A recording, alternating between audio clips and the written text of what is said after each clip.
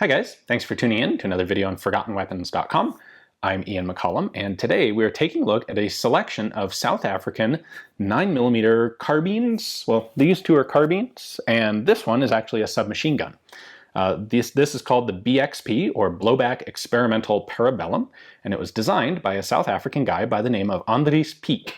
Now, Piek was basically a farmer here in South Africa, and in the late 1970s, he ordered an LDP carbine, what later would become known as a commando, from Rhodesia, and paid for it. And his gun showed up in the mail, and the South African Customs Service seized it and decided that it was a machine gun, and it was not legally able to be brought into the country. However, they did let him take a look at it, and being an engineer-y sort of guy, he was able to come up with a way to modify the gun so that it would meet South African semi-automatic only standards. And it worked really well. And the gun's importer then hired him to do that same conversion to their whole shipment of LDP, later commando, guns. This got Piek basically involved in firearms design. He would go on to work for a company called Milkor, formed in 1980, doing firearms design. And he came up with the BXP carbine. It looked at the commando and decided, this really isn't all that complicated. I think I can do something that's just as good. In fact, I think I can do something that's better. So Milkor developed this as both a semi-automatic and a fully automatic firearm. Unlike many of the guns of this type, Milkor actually sold these to elements of the South African military and the South African National Security Services. So some of the police forces had them, I think the prison guards had them, as well as selling them as semi-automatic weapons on the commercial market as self-defense guns. So there's a substantial difference between the mechanics of the semi-autos and the full autos. The semi-autos are hammer-fired from a closed bolt. The full auto version is open bolt and fires from a fixed firing pin, but they look virtually identical on the outside. The gun went through a number of different owners and iterations. So it was produced at Milkor from 1984 until 1991. Milkor then sold the whole package to a company called Supreme Technologies. They didn't really make any changes to the gun, but they manufactured it for a couple more years until 1993. It was then sold to a company called Truecito, who did pretty much the same thing. Now, after Milkor, nobody else made full auto versions. Everyone else was just for the semi-auto commercial market.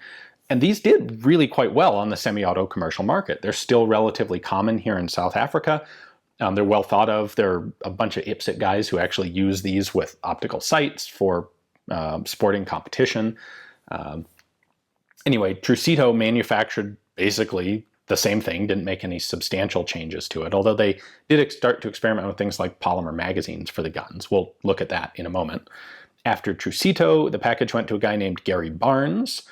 He started having to make some changes. This is pretty much one group of components that, along with the tech data, the parts are all sold and transferred as a unit from one owner to another to another. This one here is a Gary Barnes gun. By this point, some of the parts are running out. So we'll look at this when we take a closer look at that gun. Ultimately, when Barnes was sick of dealing with it, he sold the whole thing to Truvelo, which is a more substantial arms manufacturing company here. The last guns were manufactured in about 2010. The whole thing, I believe, is still owned by Truvelo, but they don't manufacture them anymore. The market's pretty well saturated for something like this. So that's the basic history of the BXP. Let me go ahead and pull one of these apart, and we'll see how they work, and look at a couple of the changes between the different versions. So there are basically no markings on these things. They don't say BXP anywhere. Really, the only thing you're going to find on them is a serial number. The style of the number will change depending on who made it and when, full auto versus semi-auto. On this one, it's just a simple RSA, Republic of South Africa, 1505. Then for controls, we have a selector switch here on the right or on the left side. The single red dot is for semi-auto. The green dot is for safe. Note that when you put it into safe, it's going to push this lever up into the receiver, and it's going to drop this pin down behind the trigger. That prevents the trigger from being pressed. Pretty simple safety. Really the only distinguishing external characteristic of the full auto open bolt version is the safety lever, because it also has this 2 red dot position all the way down there, which is full auto. The magazine release is mounted in the heel. Push that in, pull the mag out. These use magazines that are based on the Walther MPK MPL series, so they're trapezoidal in profile.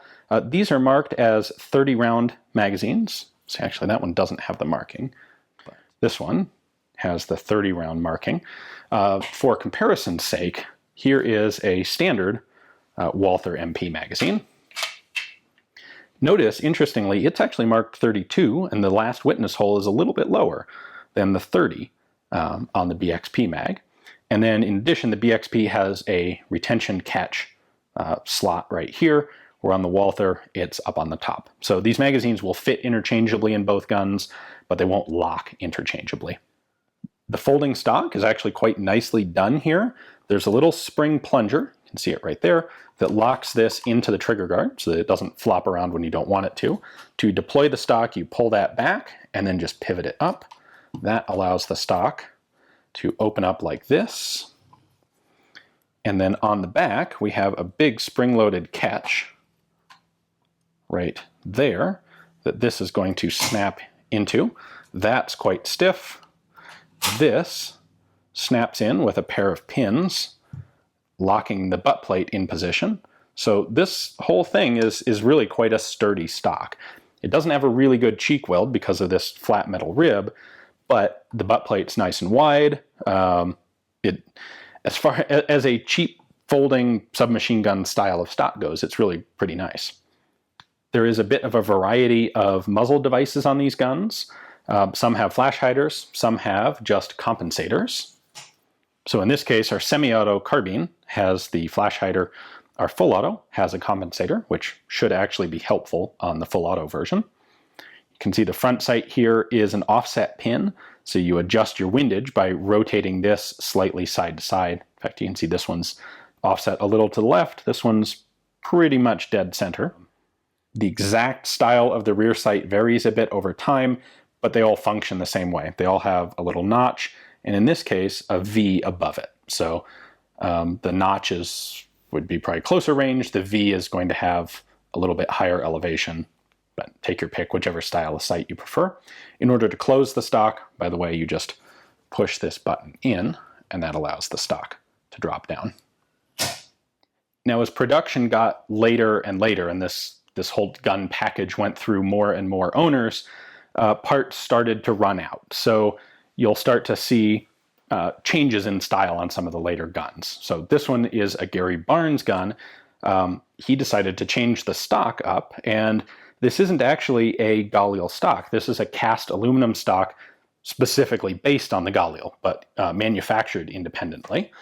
And it is on a pivoting trunnion there. So all you have to do to unfold it is just lift it out, and then it snaps into place. And in order to fold it, you have to push the button in.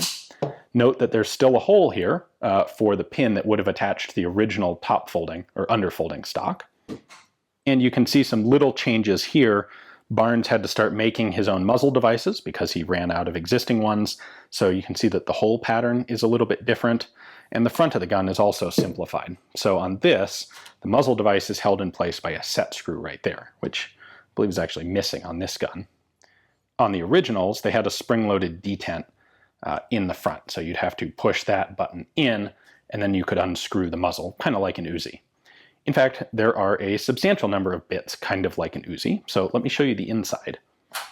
Disassembly is really quite slick.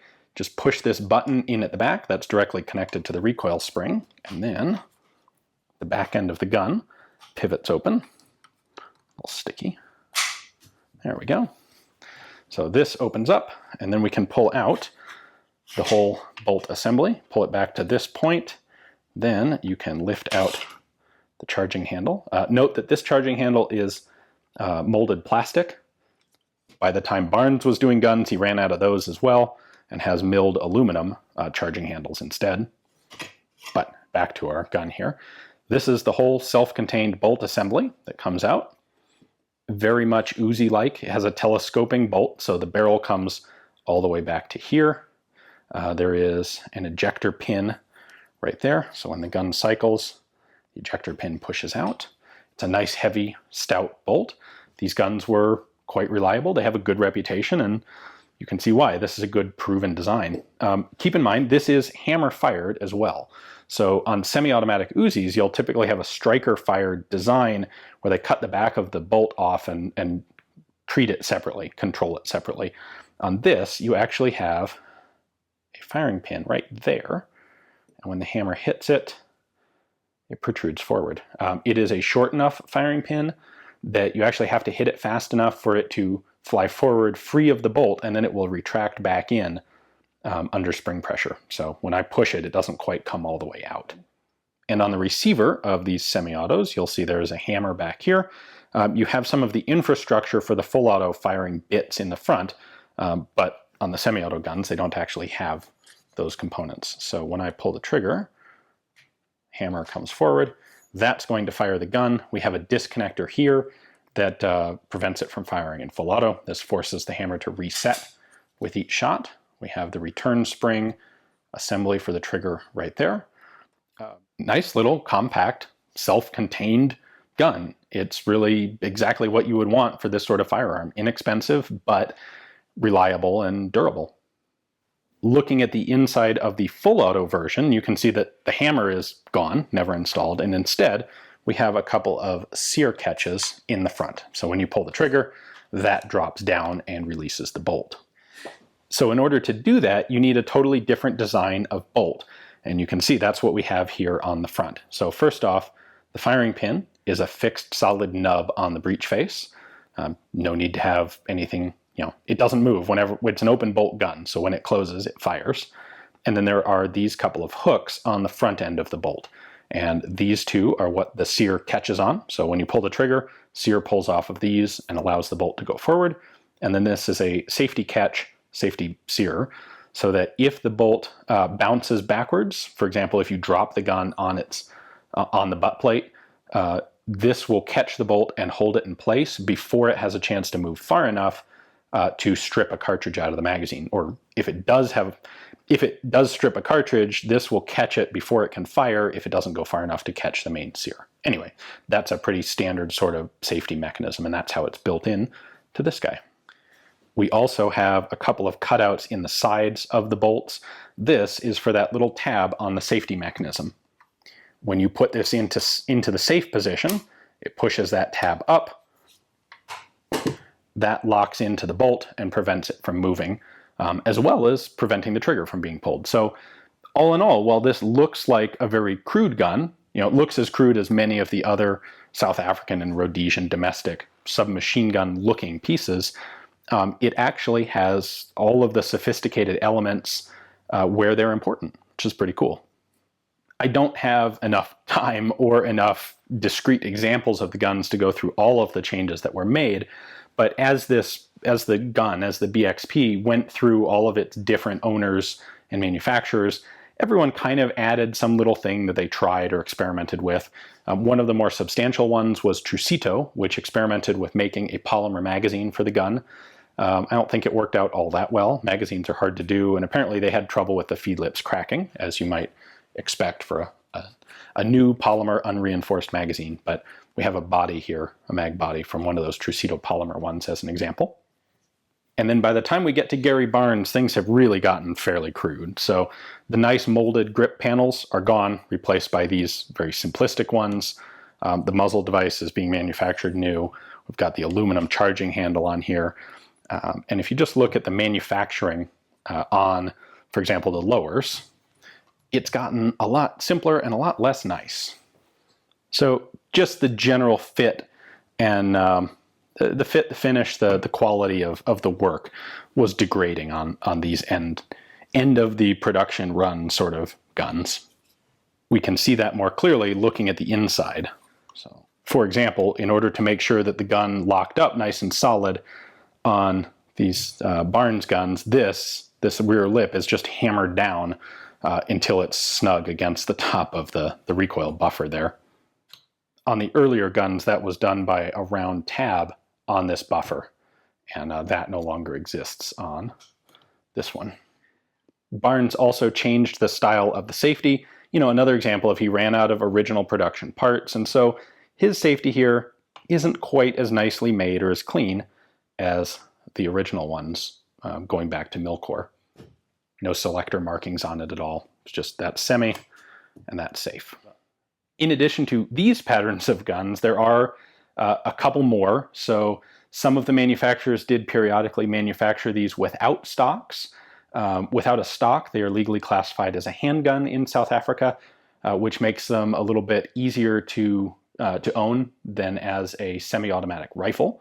So you'll find them without stocks. There were also some made with long barrels, I believe some with fixed wooden stocks. So, you know, the whole variety of configurations that you might consider, you'll probably find. Some of the companies manufactured suppressors specifically to go on these. So a lot of accessories like that. But these three are a pretty good set showing the BXP. All right, let's see how the BXP runs in full auto.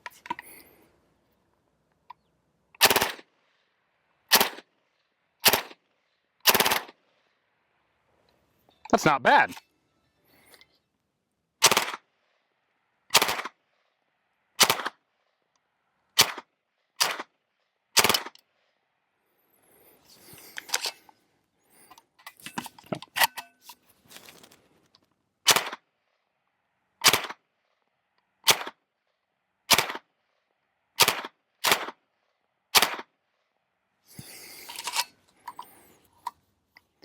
All right, so a couple observations about this. It is really cool that this runs reliably and effectively. That's for, not to denigrate the South African arms community, but for the small production, independent guys, having something like this actually function is a really good first step. Unfortunately, the stock is not very good. The sights are not very good. But it actually works, which is nice. The rate of fire is not bad. You have long enough with the magazines to actually shoot a good number of bursts. It's a low enough rate of fire. It does bounce around. You know, this isn't a ZK383 or a Suomi. But overall, not bad.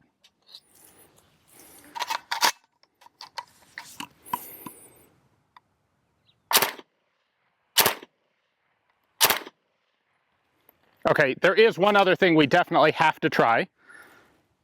I only have a few rounds left, but let's give this a shot. This is just because you guys always insist.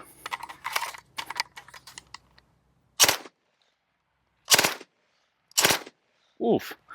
That blows a lot of gas back into my face when I do that, and is really quite unpleasant.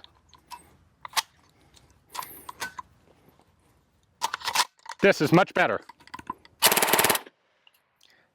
So that is the BXP, probably the most common of these guns still in existence, still in use today.